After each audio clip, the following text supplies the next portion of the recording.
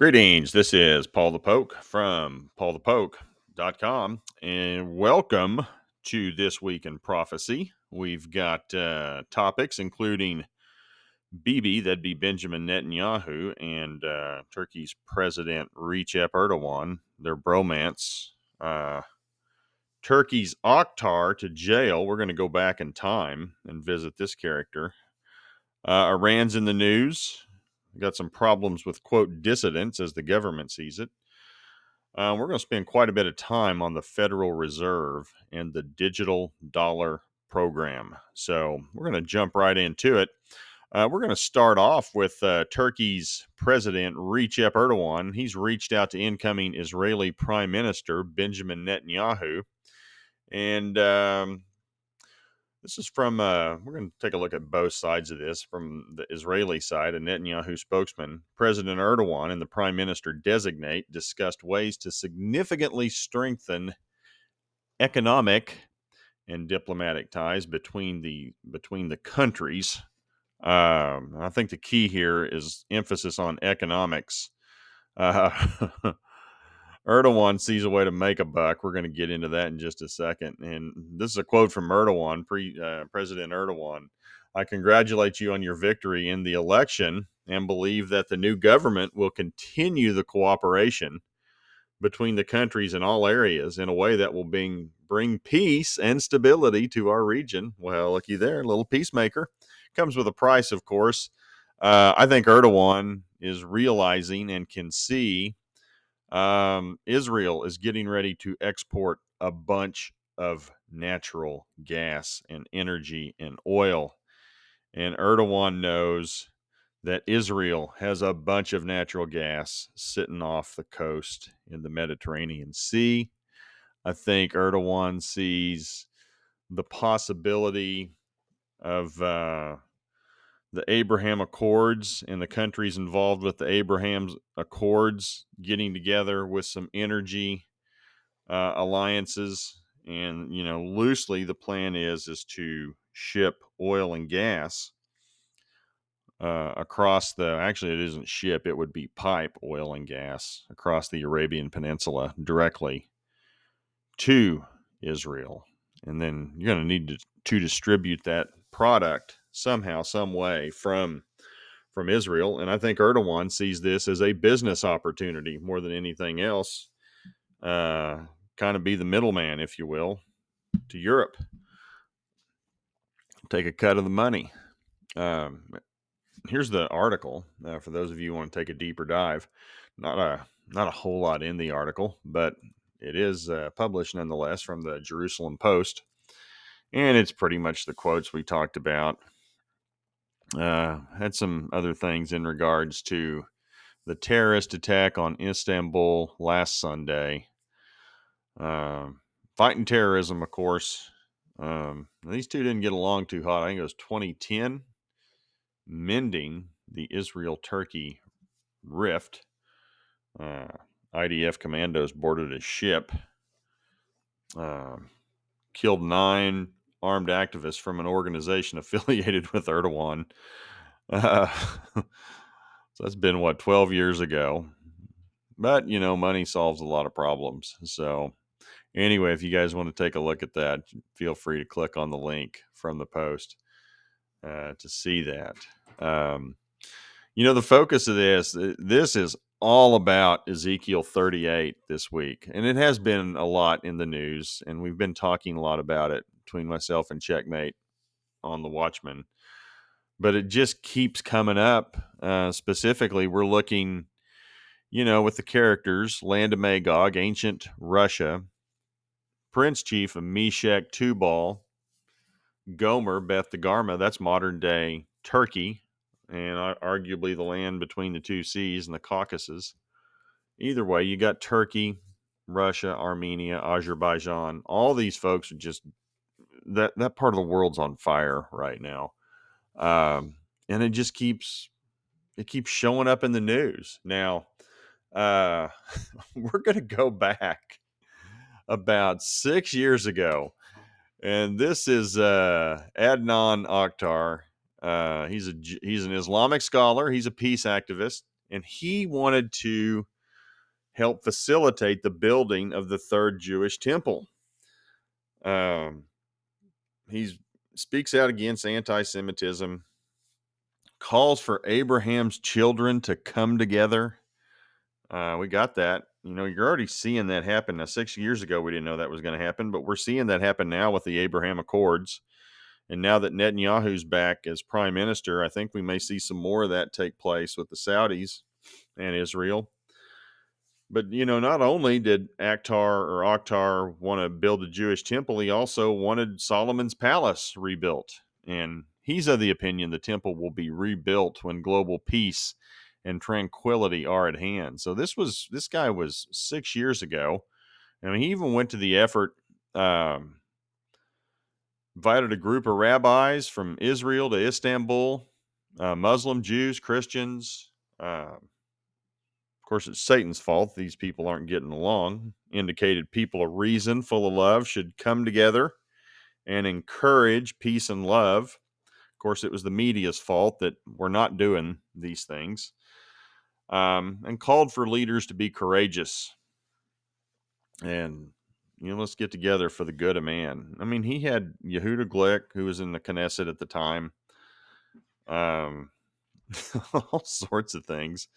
Now, am I saying he's not the Antichrist? And we're going to get into why that is. And then, what was it, a year later, June of 2017, had a little Ramadan peace conference again in Istanbul. Now, the problem is you see these 6 ladies right here. These are affectionately known as his, quote, kittens. And some of the kittens have spoken out against Mr. Oktar. And that's going to be the focus of this. But it just goes to show, here you got somebody who's, looking to be a uniter, bringing people together, Christians, rabbis, priests, Turks, Assyrians, Armenians, Jews, Greeks, Catholics, all of them. I mean, you got all kinds of people to come together in this atmosphere of love and peace. And this is 5 years ago.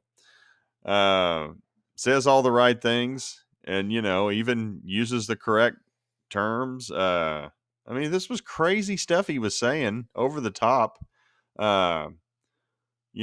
Israel's a blessing for the entire region, Islamic world. People of love. Jews are people of love. We will all be students of King Mashiach, King Messiah. I mean, this is a Muslim saying this. I mean, looking to bring things together. Look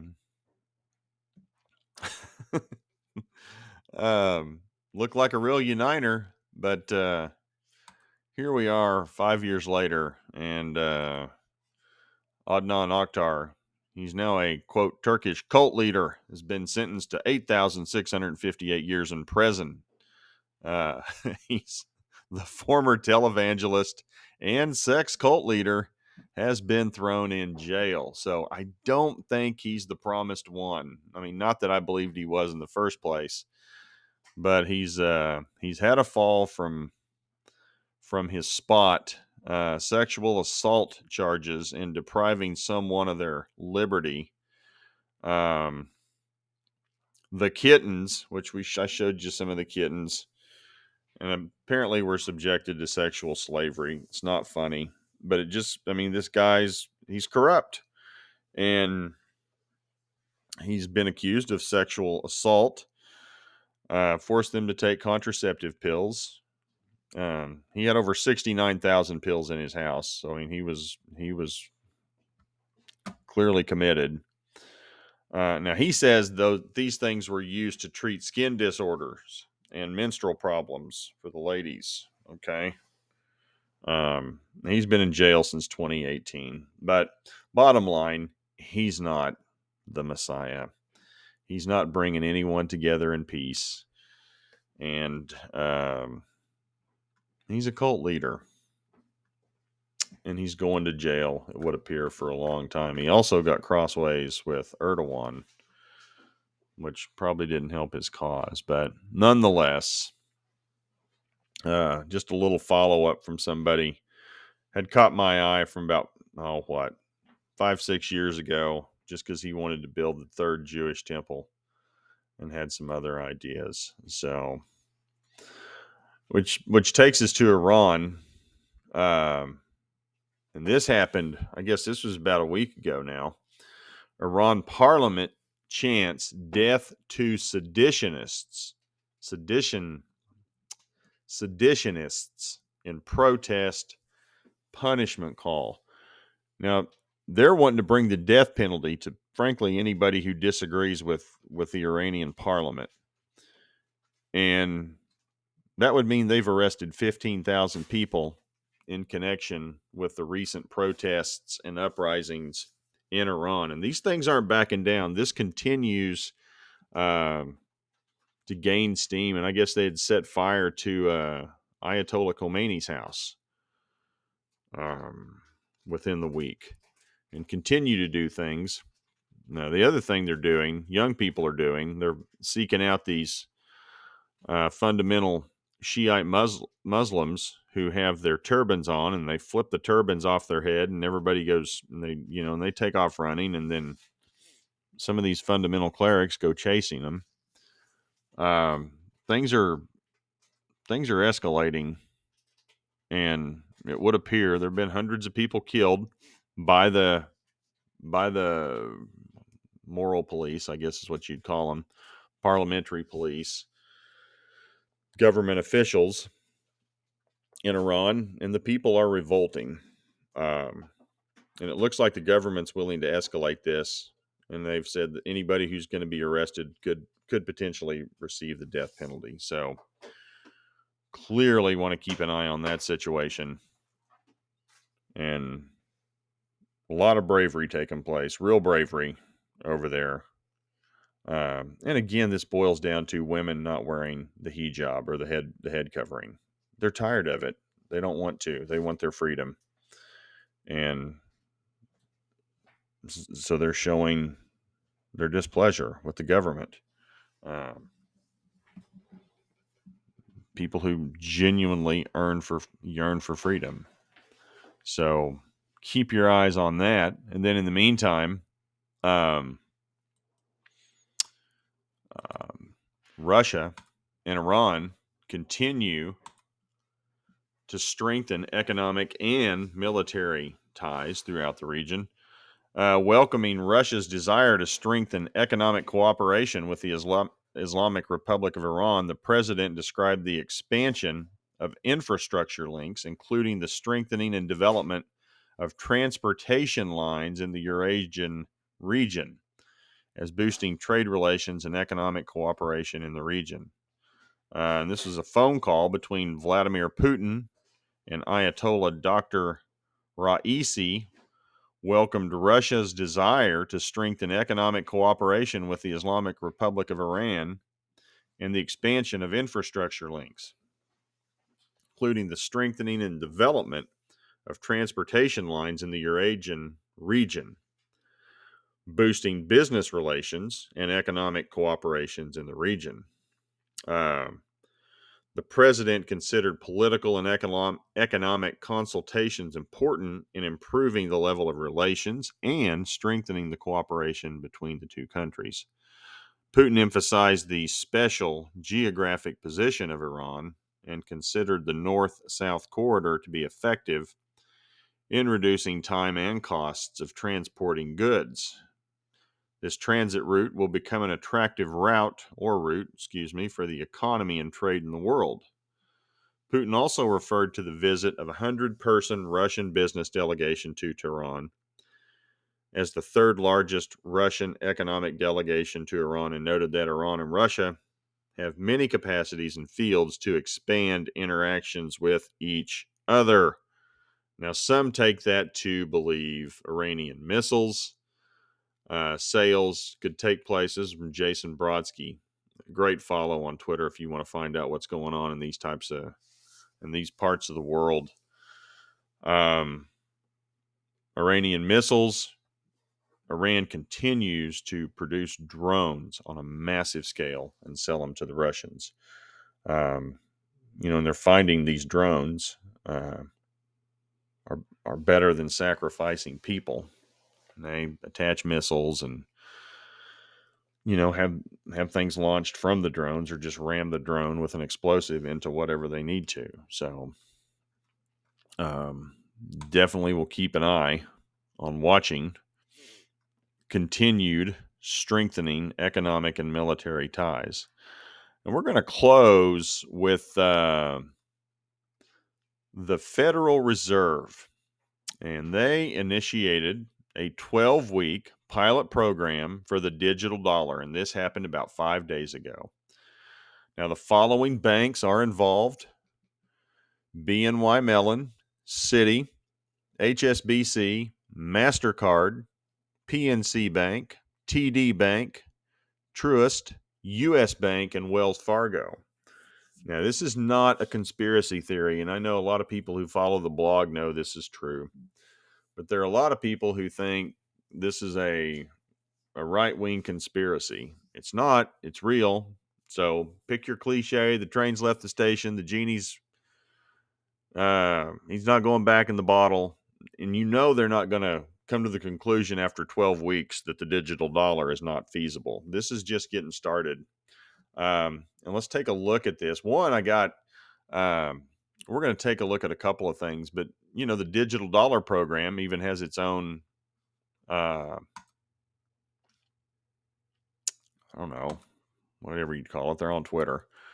We're devoted to catalyzing research and exploration of the potential advantages, challenges of a U.S. CBDC, and ensuring it is enshrined with our civil liberties. Oh, I'm sure they're looking after our privacy. You can bank on that. And this is crazy. This is what they pin to the top of their page. If deployed, we believe central bank digital currency must protect personal privacy. Well, just by its nature, it's absolutely electronically traceable. So that's just a nonsense statement for starters. We would not want a world in which the government sees in real time every money transfer that anyone makes with a CBDC. Well, that's exactly what's going to happen if anybody uses a digital dollar that was loaned or borrowed or utilized from the Fed. They're going to track that, and you go to pay for something electronically, there will be a digital fingerprint. I mean, this is just, the silliness of these statements are just over the top. That would not be something that would be at all attractive in the American context. No, it's not attractive, but that's the reality of it. If you use this thing, they're going to be able to trace it. No problem. They're going to know what you bought. They're going to know when you bought it, how much it cost, all of it. So don't believe that nonsense.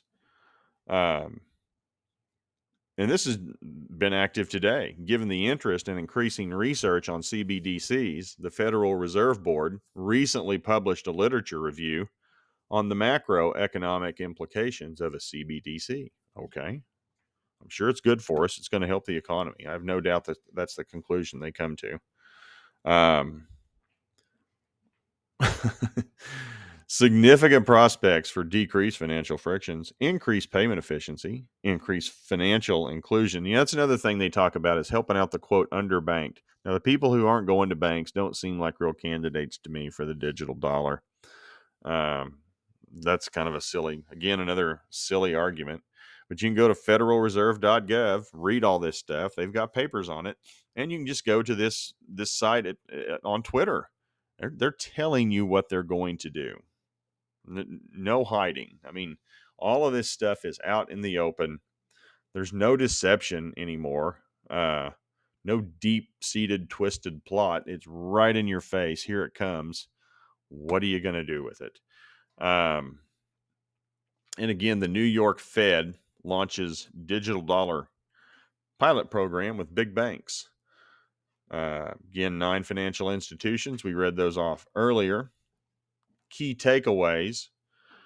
Financial institutions are collaborating to test the feasibility of a digital dollar based on distributed ledger technology. It's kind of like blockchain technology for those people familiar with cryptocurrencies. Not that there's been any problems with that recently in the news. Pilot will run for 12 weeks in a test environment and will involve central banks, commercial banks, and regulated non-banks. So I would take that. That'd be these crypto exchanges is just where my brain goes when I read that. And it sounds like they will be regulated in the near future. Some of them have subjected themselves to some regulation. I think Gemini.com is one that is subject to many regulatory guidelines in the state of New York. Not an endorsement of Gemini. That's one that I just happen to know. I'm sure there are others. Let's see. To use distributed ledger tech doesn't mean a whole lot to me, like blockchain technology.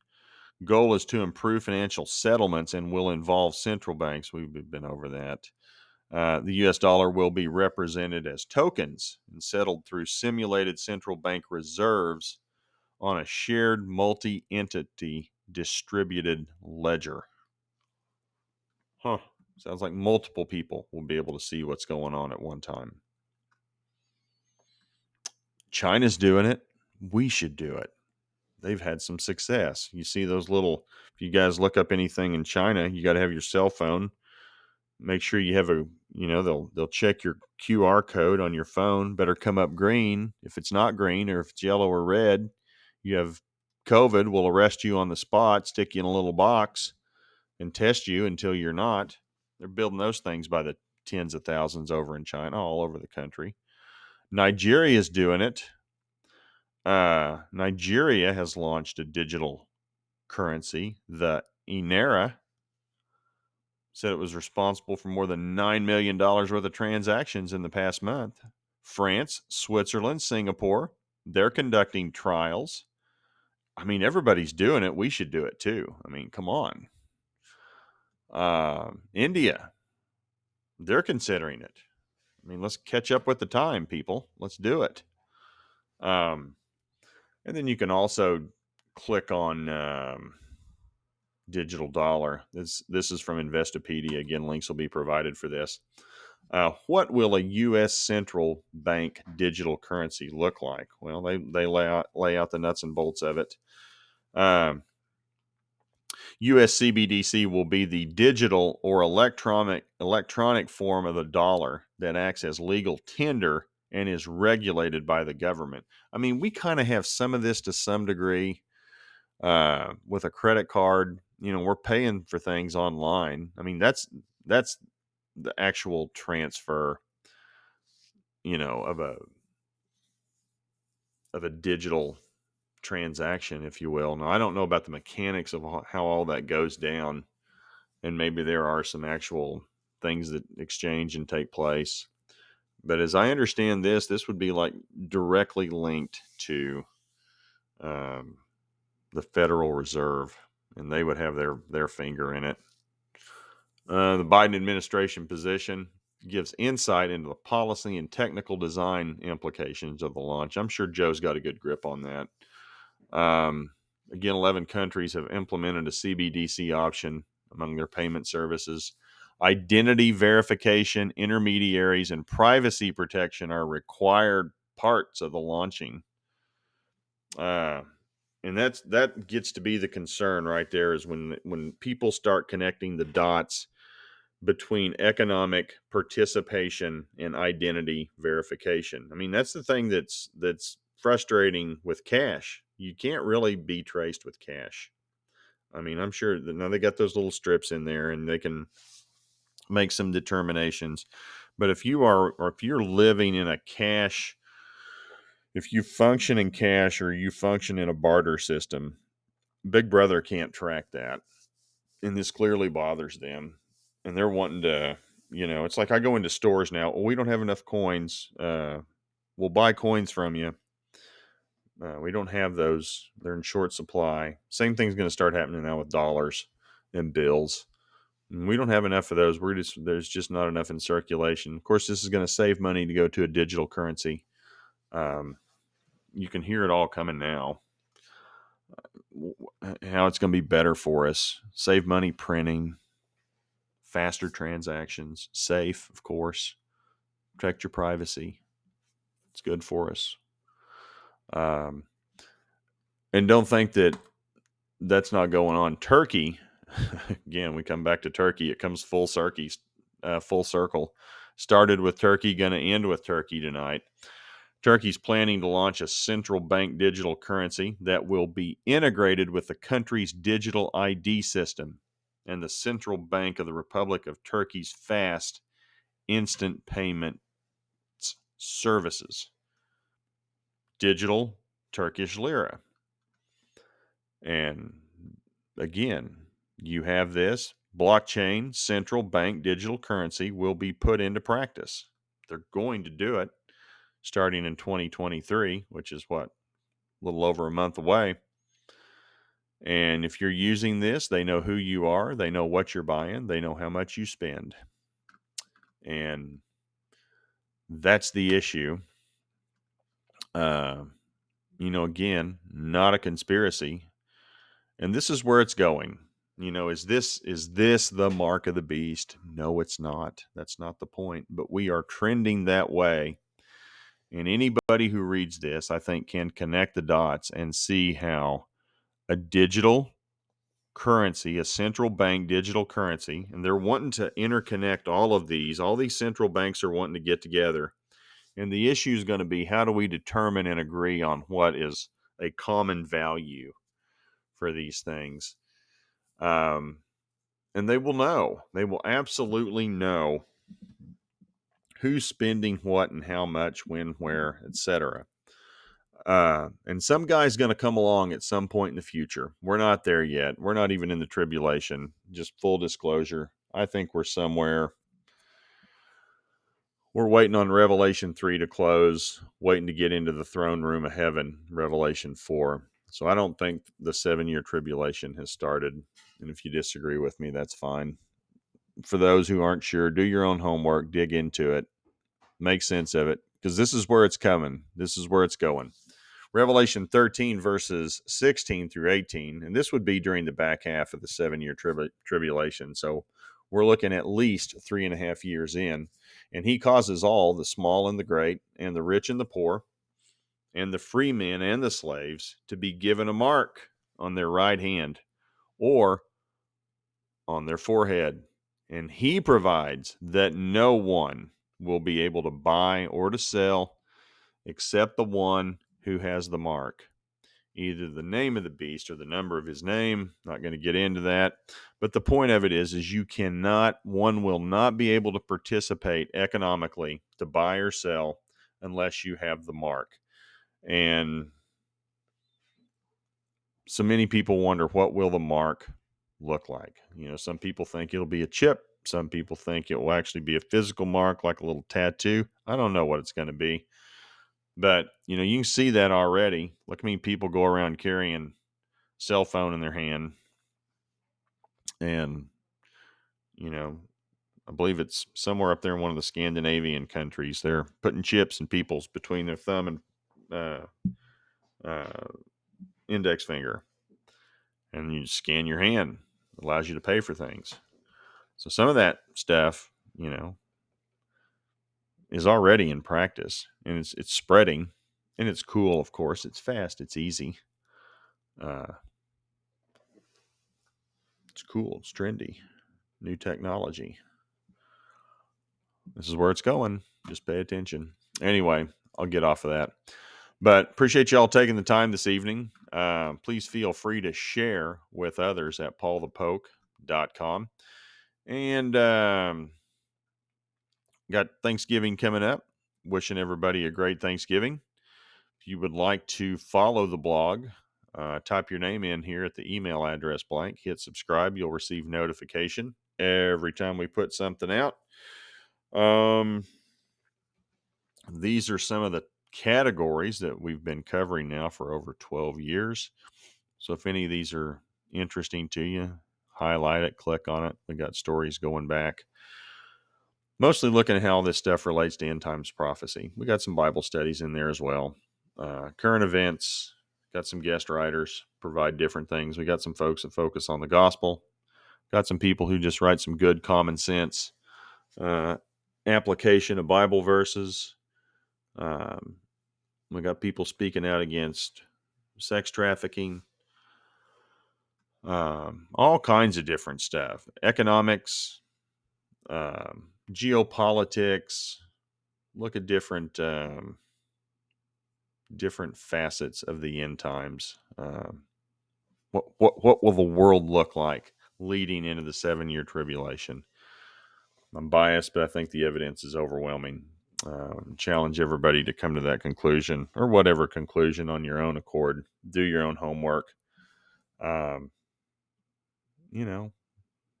Is it possible that these dots are being connected in our time? I say yes, but it doesn't matter what I think. Choice is yours. It's up to the individual. So you guys have a great evening. Talk to you later. Bye.